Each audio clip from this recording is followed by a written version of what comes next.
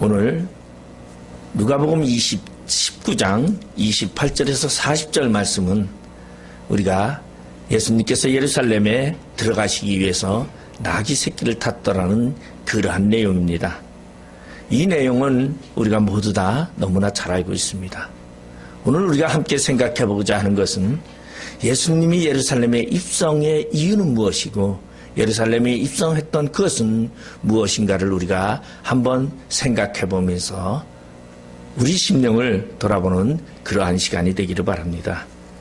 우리 세계 제2차 세계대전 때에 악명 높았던 헐레스 코스타라는 그러한 한 마을이 있습니다. 이곳은 바로 600만이나 되는 유태인들을 끌어다가 비참하게 집단 학살한 그러한 인간 가마솥이 있는 그러한 곳입니다. 이 인간 가마솥 안에 600만이나 되는 그러한 유태인들을 끌어다가 그들을 학살하는 그 마을로 유명한 그곳에 유일하게 살아남은 위젤이라는 한 사람이 있습니다.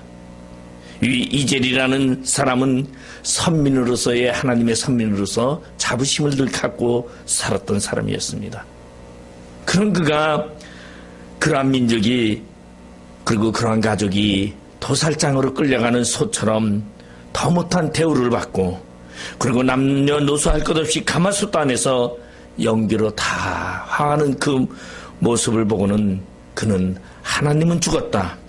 만일 하나님이 살아있다면 나는 원고요 그는 피고다라고 글을 썼습니다. 하나님이 만약 살아있다면 어떻게 이런 일이 있을 수 있겠는가? 나는 도저히 억울해서 절대로 가만히 있을 수 없다라는 원고의 심정에서 그는 하나님을 고소하고 있습니다. 이것은 바로 세상 모든 사람들의 일반적인 반응입니다. 그러나 중요한 것은 우리 그리스도인들에게는 그러할 때에 그리 아니하실지라도는 그러한 반응이 우리에게 있어야 된다는 것입니다. 아무리 어렵고 고통스러움이 나를 가로막는다 할지라도 원망 대신 주님을 힘있게 부르짖겠다라는 반응이 있어야 된다는 것입니다. 우리가 살아가다 보면 예측하지 못하는 고통과 고난과 그리고 괴로워하는 때가 있다라는 것입니다. 예수만 믿기만 하면 순간의 고통이 행복으로 변할 것으로 믿고 있다라는 것입니다. 그러나 하나님은 우리가 기대와는 영 다르게 인도하고 있다라는 것입니다. 이럴 때 우리는 그리 아니하실지라도 내가 주를 의지하오니 주는 내 하나님이라고 고백하는 자가 진정한 그리스도인이라는 것입니다. 이것이 바로 우리의 태도여야 됩니다. 우리의 마음이 그러해야 한다는 것을 말해주고 있습니다. 우리가 고난 중에 여전히 남겨놓으신 하나님의 은혜를 우리는 우리 마음속에 가둬둬야 합니다. 나에게 고통이 어찌 하나님이라고 아니라 이러한 고통 속에서도 나는 주님을 찬양합니다. 이러한 어려움 속에서도 나는 주님을 의지합니다라는 것이 바로 그리스도인의 참된 그리스도인의 마음이다라는 것입니다. 오늘 본문은 예수님께서 마지막으로 예루살렘에 들어갔을 때의 일을 전해주고 있습니다. 바로 예수님께서 마지막으로 예루살렘에 들어간다는 것은 거기서 붙잡히시고 그리고 고난을 받으시고 십자가에 달려 돌아가시는 일을 앞에 두고 계셨다라는 것을 말해주고 있습니다. 그러기에 아마 예수님께서는 당신의 마지막 예루살렘 입성은 다른 때와 특별히 달랐더라고 생각할 수 있습니다. 아마 그 예수님의 마음은 아마 착잡했을 거라고 생각을 합니다. 그런 예수님이 예루살렘 가까운 곳에 이르렀습니다. 이제 예루살렘과 불과 3km밖에 남지 않은 그러한 곳, 바로 성경에서는 벳베게와 베단이 가까이 계셨을 때라고 말하고 있는 그 마을에 다다랐을 때에 예수님께서는 제자 2명을 불러 이렇게 말씀합니다. 이르시되 너희는 맞은편 마을로 가라. 그리로 들어가면 아직 아무도 타보지 않은 나귀 새끼가 매여 있는 것을 보리니 풀어 끌고 오라. 만일 누가 너에게 어찌하여 푸느냐 하거든 묻거든 말하기를 주가 쓰시겠다고 하라라고 말씀하고 있습니다. 그래서 두 제자는 예수님의 말씀하신 대로 행동에 옮겼습니다. 그리고 놀랍게도 예수님이 말씀하신 대로 그 사실은 이루어졌다는 것입니다. 우리는 여기서 이 사실을 통하여 많은 사람들은 의아하게 여길 겁니다. 아니, 예수님께서 그 모든 일어날 일을 예견하시고 적중시킬 수 있었는가 하는 그러한 의문이 우리는 생각해 볼 수 있습니다. 어떤 이들은 그들이 예수님의 초인적인 능력으로 그것은 간단한 일이요 가능한 일이라고 간단하게 대답하기도 합니다. 그런가 하면 또 어떤 이들은 그것은 예수님께서 이미 나귀 새끼 주인가 이미 짜고서 미리 의논하고서 행한 일이라고 말하는 사람도 있습니다. 그러나 어찌됐건 중요한 것은 우리가 생각해 볼 문제는 예수님께서 나귀 새끼를 타고 예루살렘을 들어가시기를 원하시는 뜻이 어디에 있는가라는 것이 오늘 우리는 생각해 볼 문제예요. 그리고 예수님이 그 나귀를 타야만 했고 예루살렘에 입장해야만 했던 그 이유는 무엇인가를 우리가 생각해 보고자 합니다. 그러면서 오늘 본문을 통하여 우리는 예수님이 예루살렘의 입성을 통하여 우리에게 주는 교훈이 무엇인가를 함께 은혜를 나누고자 합니다. 먼저 오늘 첫 번째, 예수님은 예루살렘에 입성한 이유는 오늘 본문 30절에 보면은 이르시되 너희가 맞은편 마을로 가라. 그리로 들어가면 아직 아무도 타보지 않은 나귀 새끼가 매여 있는 것을 보리니 풀어 끌고 오라고 말씀하신 이 내용을 우리는 살펴볼 수 있습니다. 이 내용은 이미 수백 년 전 예언자 스가랴가 이스라엘을 구원할 왕이 겸손하게 나귀 새끼를 타고 예루살렘에 입성할 것을 예언한 바 있습니다. 그것은 바로 스가랴서 9장 9절의 말씀입니다. 시온에 따라 크게 기뻐할지어다. 예루살렘에 따라 즐거이 부를지어다. 보라, 내 왕이 내게 임하시나니 그는 공의를 주시며 구원을 베푸시며 겸손하여서 나귀를 타시나니 나귀의 작은 것 곧 나귀 새끼니라고 예언한 사건을 우리는 볼 수 있습니다. 이미 예수님도 이 예언의 사건을 알고 계셨습니다.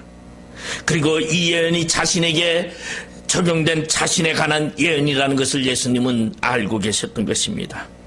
그래서 예수님은 따라서 그 예언을 성취하기 위해서 자기 자신을 만천하에 공포하기 위해서 예수님은 제자들에게 나귀를 끌고 오라고 시켰다는 것입니다. 그 예수님께서는 제자들에게 나귀를 끌고 오라고 했던 그 의미를 우리는 잘 생각해야 합니다. 예수님은 예루살렘 입성은 자신에게 주어진 예언을 이루시기 위한 방법으로 예루살렘에 입성할 수밖에 없었습니다. 그리고 자신에게 예언된 그 예언을 이루기 위해서 나귀 새끼를 끌고 오라고 말한 것을 볼 수 있습니다. 오늘 이 똑같은 사건이 요한복음의 12장에는 이렇게 말해주고 있습니다. 요한복음 12장 14절에서 16절에 보면 예수는 한 어린 나귀를 보고 타시니 이는 기록된 바 시온에 따라 두려워하지 말라. 보라, 너희 왕이 나귀 새끼를 타고 오신다라고 말하고 있습니다. 예수님의 제자들은 그 의미를 몰랐습니다.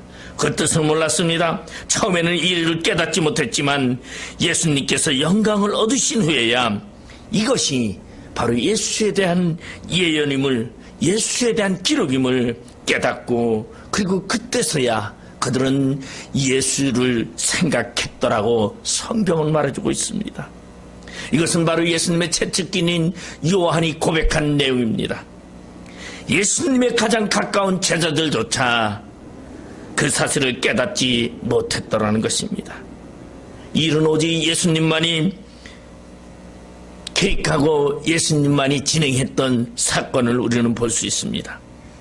이 말은 다시 말해서 이미 창세전에 하나님께서는 모든 계획을 준비하셨고 하나님은 모든 일을 진행하고 계신다는 것입니다. 바로 이 사건 속에는 우리가 담겨 있다는 것입니다. 하나님은 이미 우리를 이미 계획하시고 인도하실 것을 준비하시고 우리가 태어나기 전에 모태에 만들어지기 전에 이미 준비하셨던 하나님이심을 우리는 발견해야 합니다. 오늘 예수님은 이 예루살렘의 입성은 이미 스가랴서를 통해서 예언되었던 그 사건을 이루기 위한 예수님의 예언을 완성시키기 위해서 예수님은 예루살렘을 입성할 수밖에 없었던 것입니다. 하나님은 모든 것을 준비하시는 분입니다. 아브라함에게 이삭을 바치라고 지시하는 곳에 가서 아브라함은 이삭을 드리려고 할 때 이미 하나님은 그 숯불에 수양을 준비하셨던 것을 우리는 발견할 수 있습니다. 창세기 22장 13절에 보면 아브라함이 눈을 들어 살펴본 즉 한 수양이 뒤에 있는데 뿔이 숯불에 걸려 있는지라 아브라함이 가서 그 수양을 가져다가 아들을 대신하여 번제로 드렸더라고 말씀하고 있습니다. 우리의 삶도 이미 하나님은 예견되었고 하나님은 예언하였었고 이미 준비하고 계시다라는 것입니다. 그렇기 때문에 우리는 예수님이 예루살렘으로 들어가야 하는 여건과 고난을 맞이하면서 들어가야 하는 이유를 우리는 발견할 수 있는 것처럼 우리의 삶 속에 준비하신 하나님을 우리는 발견하고 우리는 고난의 그 길이라도 우리는 다가가야 한다는 것입니다.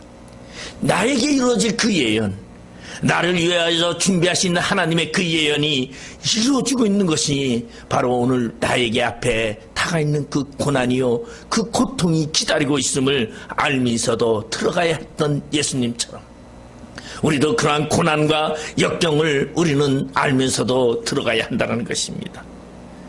예수님이 예루살렘에 들어가고자 했을 때 예수님의 그 심정 아마 찢어지는 심정이었을 것입니다. 그러나 그 길은 예수님이 가야 해야만 하는 예언의 길이었고 하나님의 길이었습니다. 바로 우리의 삶도 그렇습니다.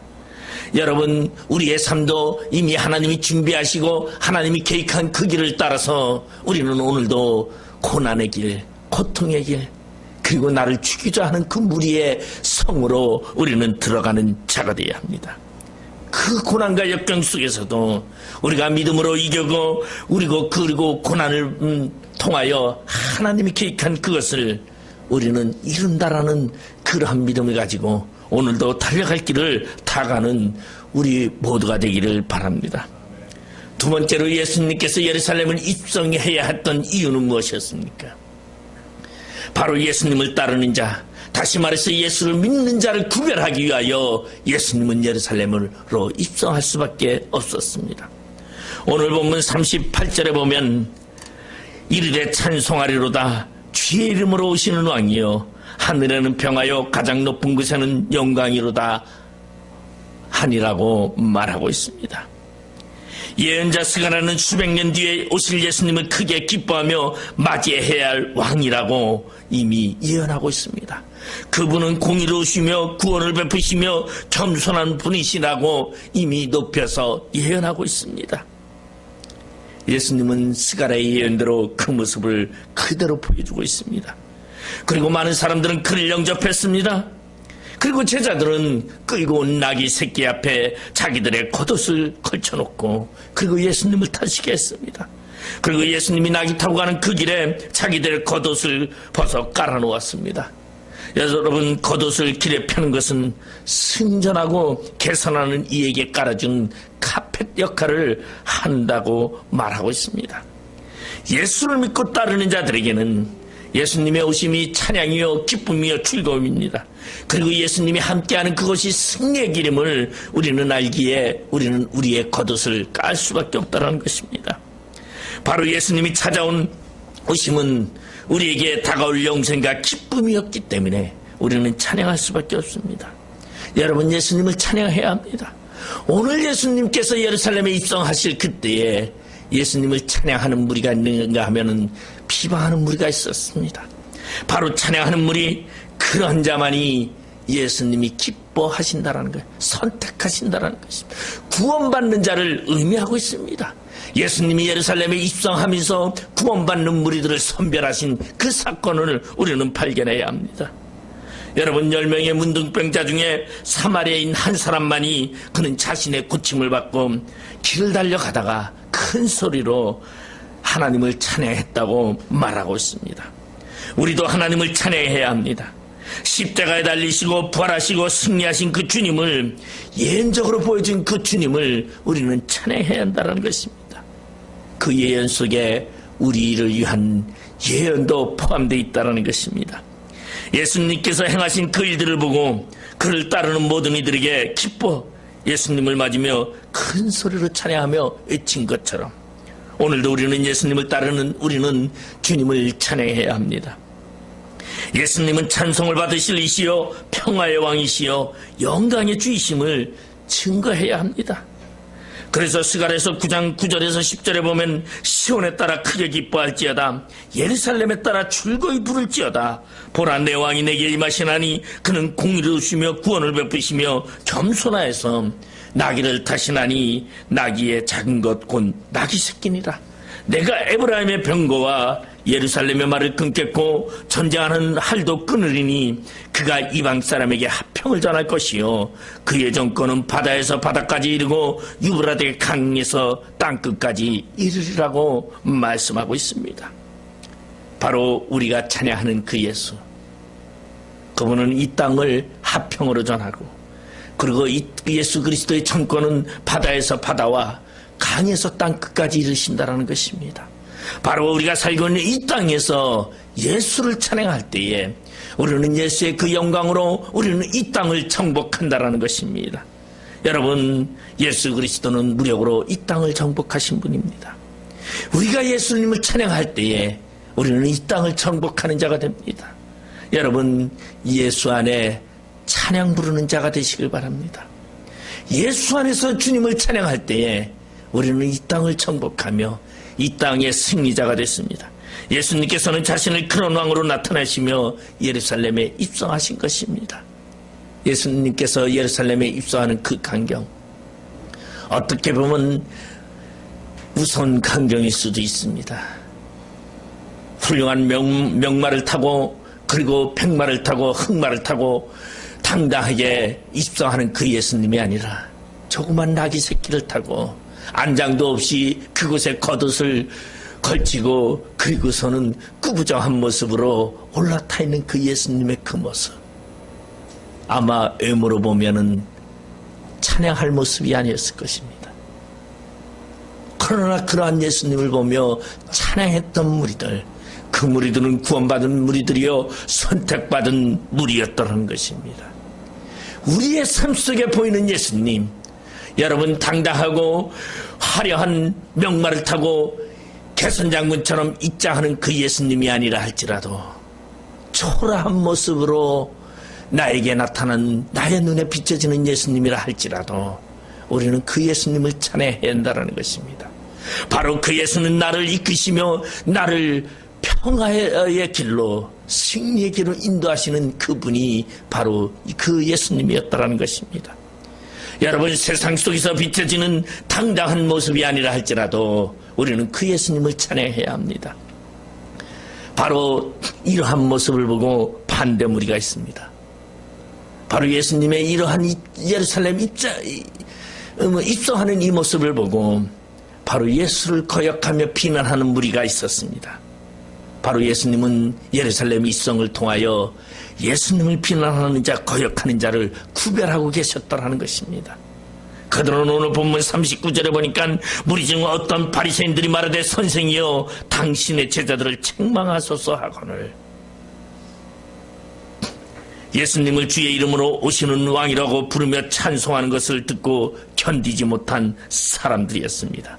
그 사람들은 바리새인이었습니다. 그들은 예수님을 주의 이름으로 오시는 왕으로 부르며 찬송하며 한화하고 영접하는 것을 불쾌하기도 하고 불안해하기도 했던 것입니다.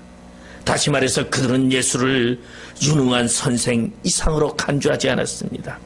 그들은 예수를 기적을 만드는 사람 이상으로 그들은 인정하지 않았습니다. 그들은 예수에게 필요한 자기의 이익을 위해서 필요한 존재 이상으로 생각하지 않았다는 것입니다. 그들은 많은 사람들이 예수를 찬양하는 것이 신성모독으로 간주했습니다. 그리고 그들은 그 신성모독만 아니라 그 백성들이 찬양하는 그 소리가 자신들에게 불편함으로 그리고 자신들의 지위를 상실시키는 위험한 존재로 그들은 생각했다는 것입니다. 다시 말해서 군중이 예수에 대해서 열광하고 흥분하는 것은 다시 말해서 로마 군인들에 의하여 이스라엘의 독립으로 비춰지는 군중봉기나 그러한 반로마 폭동으로 이어질 위험이 있다고 생각했던 것이었습니다. 만약에 그렇게 된다면 로마 군대들에 의해서 무자비한 진압 사태가 일어날 것이고, 그리고 이스라엘을 종교적으로 다스리는 지도자들에게 책임이 추궁될 수밖에 없었기 때문에 그들은 그러한 책임을 모면하고 자기의 직임을 지키고자 그들은 오늘 이렇게 말하고 있습니다. 선생이여, 당신의 제자들을 책망하소서. 자신의 안위를 위하여, 자신의 자리를 위하여, 자신의 직임을 위하여 오늘 이들은 선생이여, 당신의 제자들을 책망하소서. 다시 말해서 선생이라고 부르고 있습니다. 이 말은, 선생이라는 말은 뭡니까? 존칭어란 말입니다. 예수를 알고는 있지만 예수를 유명한 성인의 한 자로, 한 사람으로, 랍비로, 선생으로 인정하는 수준에 그치고 있다는 것입니다. 이들에게 있어서는 자신의 부귀와 명예가 더 소중했다는 것입니다. 그렇기 때문에 이들은 예수의 그 어떠한 신적인 존재보다 자신의 명예와 안위를 걱정하는 그러한 자들이었습니다. 세상의 다른 이들은 무엇이라고 할까요? 여러분, 오늘날 수많은 사람들이 예수를 믿느라고 하고 예수를 안다고 하지만 예수를 신의 아들로, 나의 구원자로 받아들이는 자가 있는가 하면 그저 예수는 예수일 뿐, 우리에게 모든 것을 책임져주고 우리의 모든 것을 채워주는 그 정도의 사람으로 우리는 알고 있다면 오늘 이 바리새인과 다를 바가 없다는 것입니다. 우리의 안위와 우리의 직임을 지키기 위해서 필요한 존재의 예수라면 우리는 오늘 예루살렘을 입성하면서 드러나는 바리새인과 다를 바가 없다는 것입니다. 여러분, 세상 사람들이 보는 그러한 모습이 아니라 진정으로 우리는 예수를 찬양하는 자가 되어야 합니다. 오늘 예수님께서 예루살렘에 입성하는 그 길은 바로 예수님 자신의 예언을 이루기 위한 길이요, 구원자를 선별하는 자의 모습이며, 또한 예수님께서 거역하는 자들을 구별하는 모습이었습니다. 이 모습은 언제 다시 일어납니까? 새 예루살렘이 이 땅에 입성하는 그날, 분명히 보좌 심판 앞에 좌우를 가르시는 예수님의 모습을 우리는 발견할 수 있습니다. 예수님이 재림하는 그 순간에 바로 예수를 믿고 찬양하며 구원받는 무리가 있는가 하면 예수를 받아들이지 아니하고 욕심 속에서 지옥의 무리가 구별되는 것처럼 오늘 예루살렘에 입성하시는 예수님을 통하여 두 무리는 분명히 갈라지고 있었다는 것입니다. 그리고 그 두 무리는 하나님의 말씀에 이미 계획된 바에 의하여, 예언된 바에 의하여 이루어지고 있음을 우리는 발견해야 합니다. 여러분, 예수님께서 그동안에 예수님이 자신의 존재성, 자신의 실적인 존재를 감춰왔던 것을 우리는 발견해야 합니다. 예수님은 자신의 명예와 안위를 많은 사람들에게 공개적으로 공개하지 않았습니다. 예수님께서 대부분의 공생의 기간 동안에 공개적으로 메시아로 취향받기를 거부했습니다. 그런데 오늘 예루살렘에 입성할 때에는 예수님은 그러지 아니하셨다라는 것입니다. 예수님께서 오병이어의 기적을 행하시자 사람들이 예수님을 억지로 붙들어 임금으로 삼으려고 했습니다. 그러할 때 예수님께서는 그들을 물리치고 혼자 산으로 떠나셨던 그러한 예수님이었습니다. 그리고 빌립보 가이사라 지방에서 예수님은 시몬 베드로가 그리스도시여 살아계신 하나님의 아들이라고 고백했을 때, 바요나 시몬아, 내가 복이 있도다. 이를 내게 알게 한 이는 혈육이 아니요 하늘에 계신 내 아버지시다고 말씀하는 사건을 우리는 봅니다. 그러면서 예수님께서는 제자들에게 경고하시며 이렇게 말씀하십니다. 자기가 그리스도인 것을 아무에게도 이르지 말라라고 마태복음 16장 20절에 예수님은 말씀하십니다. 다시 말해서 예수님은 자신의 존재성을 지금까지 숨겨왔던 그 예수님은 오늘 예루살렘에 입성하면서 자신의 메시아성을 공개하고 있습니다. 그리고 자신이 하나님이며 이 땅에 오신 예언자임을 공개하고 있다는 것입니다. 바로 예루살렘을 입성하시면서 마지막으로 입성하시면서 예수님은 사람들에게 당신이 왕임을 고백합니다. 그리고 메시아로서 찬송하기를 그렇게 내버려 둡니다. 더 나아가 그러한 찬송하는 것을 중지하기를 요구하는 그 바리새인들의 요구를 거부하는 사건을 우리는 볼 수 있습니다. 예수님의 공생의 3년 동안 처음으로 있는 사건이었습니다. 예수님은 그 바리새인들에게 이렇게 말합니다. 40절에 보면 대답하여 이르시되 내가 너희에게 말하노니 만일 이 사람들이 침묵하면 돌들이 소리 지르리라 하시니라.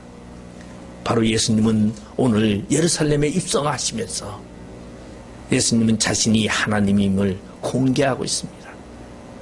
그리고 예수님은 하나님의 계획된 바, 예언된 바 오신 분임을 드러내고 있습니다.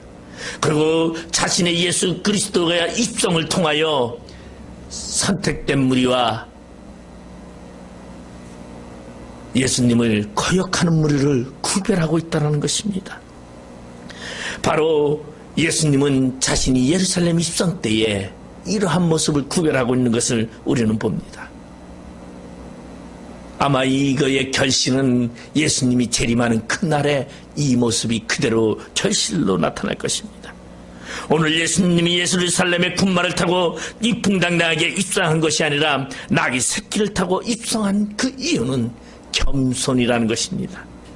이것은 예수님이 마지막 예루살렘 입성의 모습을 의미합니다.